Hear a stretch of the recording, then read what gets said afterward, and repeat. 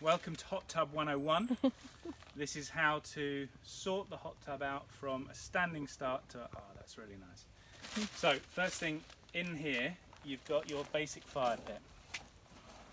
And if you have a look in there, you'll find usually the remnants of the last fire. That can be left in, but if there's loads of ash, it's worth taking some out just so that you've got a nice bit of air coming in from the bottom, which you can see down in the bottom there.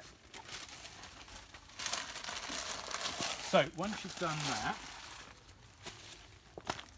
you're then essentially just starting a fire pit like you would start any fire pit, which involves getting yourself some old newspaper, in this case Daily Mail, which there is no better use for the Daily Mail than burning the bloody thing. So you get a nice bit of newspaper in like so. Additional newspaper lives here, so if you need any more newspaper, that's the place to find it. And then on top of your newspaper, you give it a nice little bit of kindling, even some ash from the forest floor. And once you've got your kindling on top, you're then ready to light it with a match, or if you happen to have a happy KitchenAid nearby, that makes things a little bit easier. So get the fire going. A little bit more kindling, sort of in a pyramid, a la Cub Scout fashion. Put your lid on. That is a full kettle ready to go, because this is a fantastic hot plate for cooking, and so as soon as you've got a fire going in here, you've got heat coming up here. So then you've got your hose pipe, which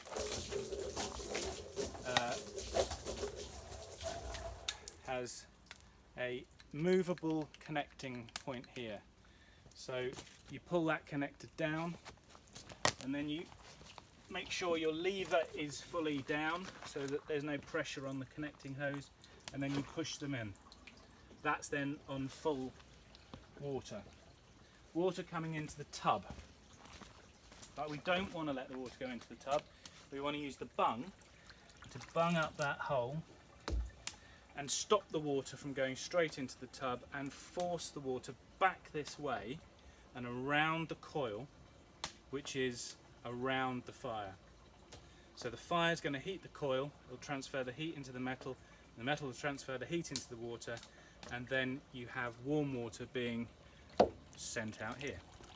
So you can see that water now comes out. Initially, the best thing to do is to turn that water down so that it's just trickling out, just sort of somewhere in that zone. And that's a good idea, because what you don't want to do is have too much water coming out too early, because obviously it takes time for the fire to heat the metal and for the metal to heat the water. So always check your back here is in. So at the bottom there, if you see, you've got effectively a bath plug. That needs to be in, so you're actually filling the tank. So, 2 stages. First stage, you're filling the tank to that level there. Now that level is important because that's your inlet pipe. So that top pipe exits in the middle of this larger circle. Therefore, filling it to that point is important, because that will mean your full system is completely flooded with water, and that's what you're aiming for in part 1.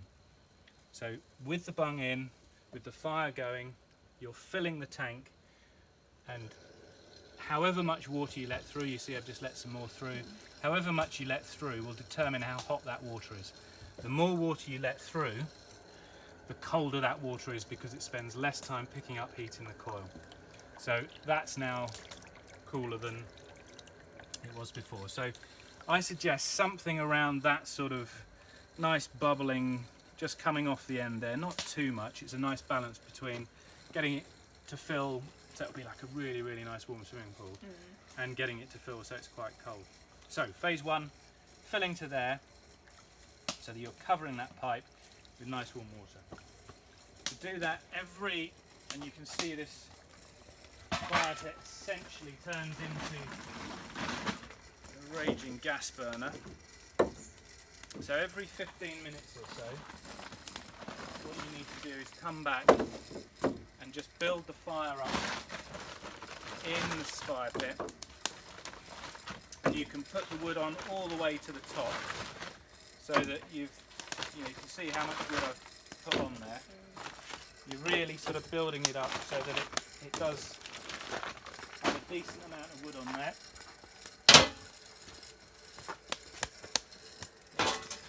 And then every 15 minutes you can either empty that kettle straight into the hot tub, because it's free boiling water, or you make a cup of tea or wash up or whatever.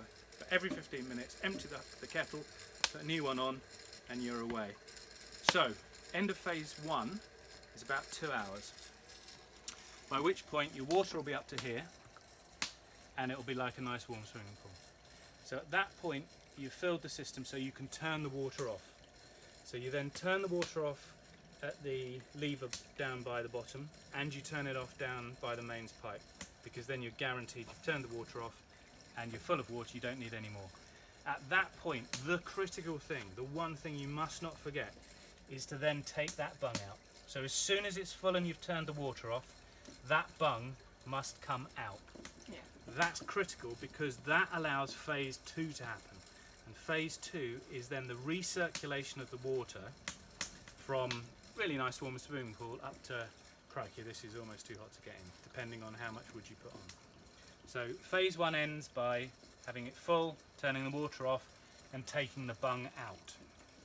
Then in phase two, your fire pit becomes your temperature control. So if you keep putting wood on that fire, the water just keeps getting hotter and hotter and hotter. So in phase two, make sure you keep swirling the water, either using the magic leaf clearer, the demo leaf, or the paddle. Swirl the water round with either of these, or if you've got a young child handy, bung them in and get them to swirl it round as they're splashing. Important to keep stirring it in phase two, because what you get if you don't stir it is hot water on the top, and it's seriously hot water. You can't put your hand in it, and then you get colder water down below because the two separate. So in phase two, when it's full and you're just bringing it up to whatever your final temperature is, make sure you keep stirring it, and that will equalise the water temperature and give you a clear idea of where you're at. So phase two ends when you're going, yeah, that's really lovely. Then don't put any more wood on, because if you keep putting wood on, it'll just get too hot. So just be careful at the end there, just make sure that's a nice balance. Then you can let the wood just die down, the fire will go out, and you're happy days. That last section actually is also brilliant for cooking on. So when you've sort of got to the point where you're nearly finished, if you bring the griddle across, you can put the griddle on and you can make really good barbecue temperatures.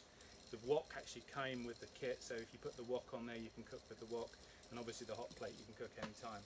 So great for cooking.